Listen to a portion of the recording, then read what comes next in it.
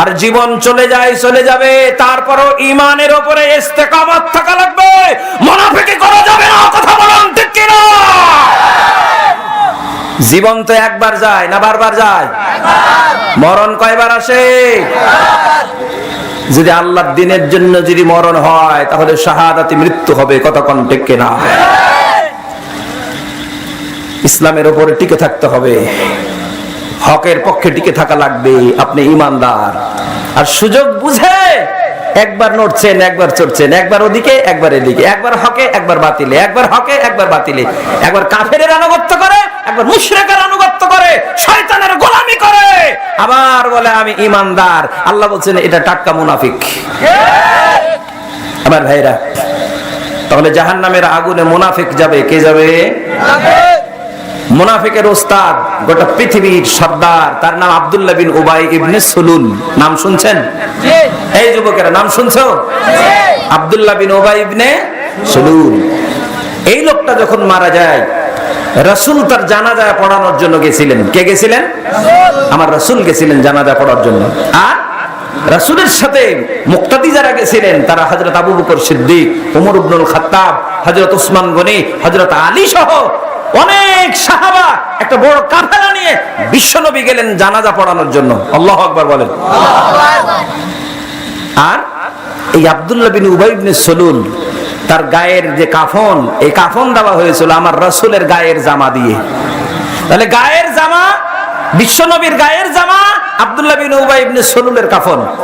আর রাসূল হচ্ছেন ইমাম, আর সাহাবায়ে কেরাম হচ্ছেন মুক্তাদি। জানাজা শুরু হয়ে গেছে। আল্লাহ রাব্বুল আলামিন আয়াত নাযিল করলেন, ইস্তাগফির লাহুম আও লা তাস্তাগফির লাহুম ইন তাস্তাগফির লাহুম 70 মাররাতান ফালাই ইয়াগফিরাল্লাহু লাহুম। আল্লাহ পাক বললেন, হে রাসূল, আপনি ক্ষমা চান অথবা না চান, 70 বার ক্ষমা চাইলেও কাফের এই মুনাফিককে maaf করা হবে না। ফালাই ইয়াগফিরাল্লাহু লাহুম, আল্লাহ কখনো তাকে maaf করবে না। আপনি যদি 70 বার ক্ষমা চান তাও maaf করা হবে না। দেখেন, রাসূল ক্ষমা চাচ্ছে, আর আল্লাহ বলছেন তুমি 70 বার ক্ষমা চাইলেও একে ক্ষমা করা হবে না, কারণ এটা মুনাফিক। এটা কে? মুনাফিক। ভাইরা, এজন্য মুনাফিকের স্থান হবে জাহান্নামে। জোরে বলেন কোথায়? জাহান্নামে। মুনাফিকি করা যাবে না। এরপরে জাহান্নামে যাওয়ার অন্যতম কারণ আল্লাহর বিধান নিয়ে ঠাট্টা বিদ্রুপ করা। কি করা? আল্লাহর বিধান নিয়ে ঠাট্টা করা। এরকম লোক নাই? এই আছে না? নামাজ পড়া কার বিধান? বলেন কার বিধান? তো কিছু লোক আছে দেখবেন, কিছু নামাজি ছেলে পিলে যারা নামাজ পড়ে, এই মোল্লা হয়েছে, মোল্লা রে মোল্লা হয়েছে, এই বলে না, বলে না মোল্লা হয়েছে মোল্লা। কিছু লোক আছে টাকনুর উপরে প্যান্ট পরে পায়জামা পরে ওকে ঠাট্টা করে। কিছু ছেলে আছে উঠতি বয়সে দাড়ি রেখে দিয়েছে, বললে দাদা হয়েছে দাদা, চাচা হয়েছে চাচা, ঠাট্টা করে না? বলেন করে কি করে না? আমার ভাইয়েরা, দাড়ি রাখলে ঠাট্টা করে, প্যান্ট টাকনুর উপরে পড়লে ঠাট্টা করে, আর যদি কোনো মেয়ে হেজাব পরে তাহলে তাকে ঠাট্টা করে। এইগুলোকে যারা ঠাট্টা করে, নামাজ পড়লে ঠাট্টা মশকরা করে, কোরআনের তাফসীর পড়লে ঠাট্টা মশকরা করে, হাদিস পড়লে ঠাট্টা মশকরা করে, আল্লাহ রাব্বুল আলামিন তিনি বলছেন যারা আল্লাহর দ্বীন নিয়ে ঠাট্টা মশকরা করে এই লোকগুলোর জন্য জাহান্নাম রেডি করে রাখা আছে। নাউজুবিল্লাহ বলেন। এবার কোরআনের আয়াত আল্লাহ পাক বললেন, ওয়া মা'ওয়াকুমুন নার ওয়া মা আলাকুম মিন নাসিরিন যালিকুম বিআন্নাকুম ইত্তাখাযতুম আয়াতিল্লাহি হুজওয়া ওয়া গাররাতকুমুল হায়াতুদ দুনিয়া ফাল ইয়াওমা লা ইখরাজুনা মিনহা ওয়া লা হুম ইস্তা'তাবুন। আল্লাহ পাক বললেন ওদের জন্য জাহান্নামের আগুন রেডি করে রাখা আছে। আর তাদের জন্য কোনো সাহায্যকারী হবে না।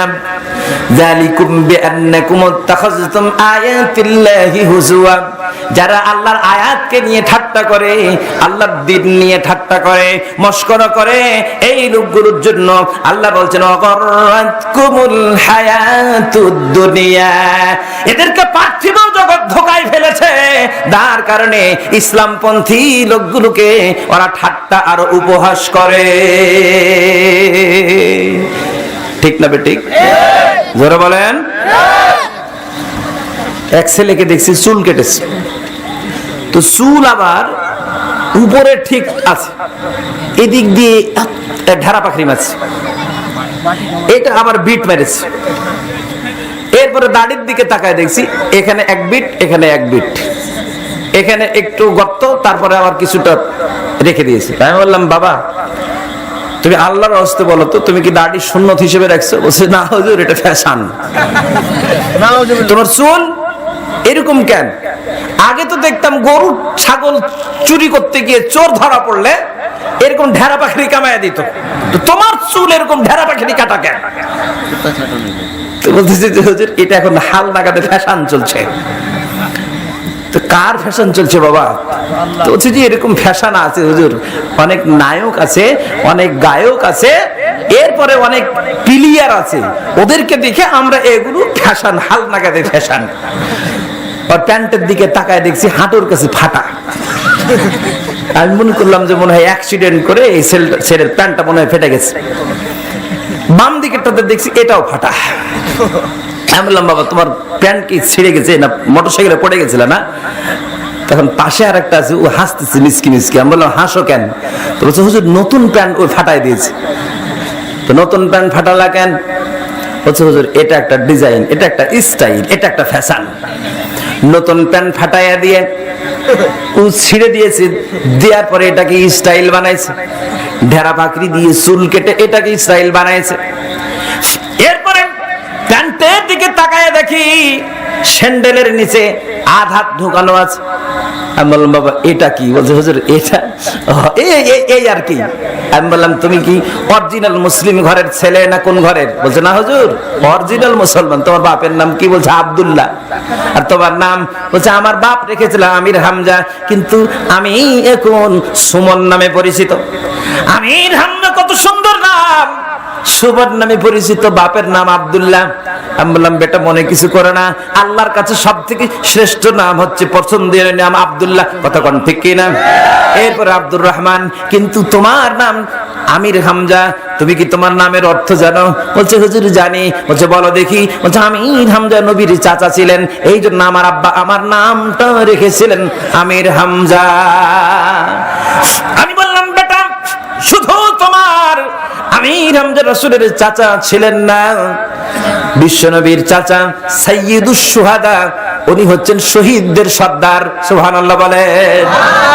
তোমার তো একটু অনুভূতি হওয়া উচিত ছিল বাবা, তোমার স্যান্ডেলের নিচে আধ হাত প্যান্ট ঢুকে গেছে। তুমি আজকে জানো না বিশ্বনবী বলেছেন মাসফালা মিনাল কাবাইনি মিনাল ইজারি ফাহুয়া ফিন্নার, যারা যারা টাকনুর নিচে ইজার নিয়ে যায়, টাকনুর নিচে লুঙ্গি নেয়, টাকনুর নিচে প্যান্ট নেয়, তারা জাহান্নামের আগুনে পুড়বে। তো বাবা তোমার নাম তো আমির হামজা, অথচ আমির হামজা সাইয়্যিদুশ শুহাদা, শহীদদের সর্দার। বিশ্বনবী উহুদের ময়দানে যখন চাচা শহীদ হয়ে যায়, আমির হামজা নবীজি কেঁদেছিলেন, আমির হামজার লাশটাকে নিয়ে কেঁদেছিলেন, কারণ আমির হামজা এমনিতে শহীদ হয় নাই। আমির হামজাকে শহীদ করার পরে আমির হামজার লাশটাকে 12টা টুকরা বানানো হয়েছিল।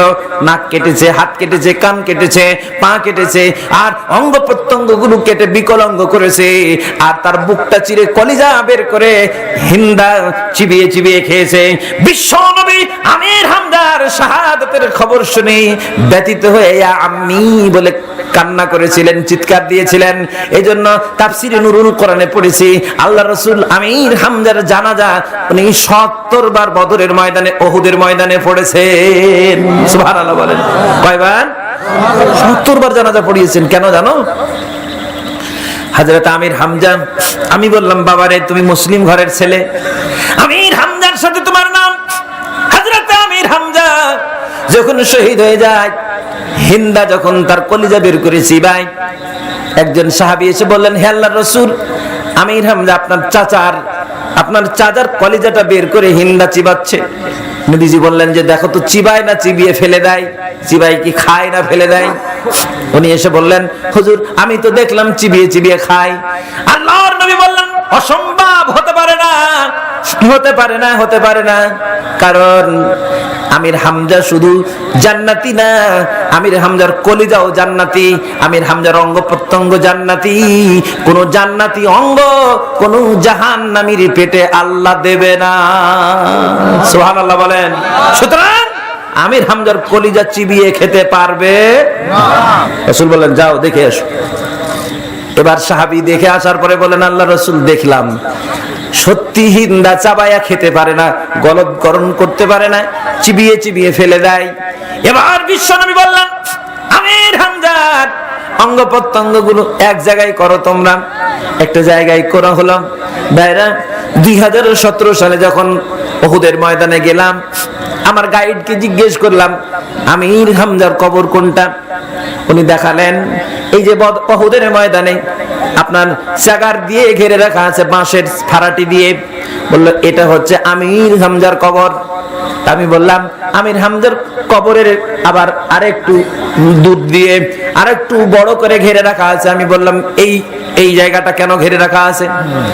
জানানো হলো, আমির হামজার কবরের পরে বড় জায়গা যেটা আরেকটু ঘিরে রাখা আছে, আরো 10 হাত দূর দিয়ে। বললো, এই অংশে আমির হামজার অঙ্গ প্রত্যঙ্গ গুলো এই জায়গায় ছড়িয়ে ছিটিয়ে ছিল। আরে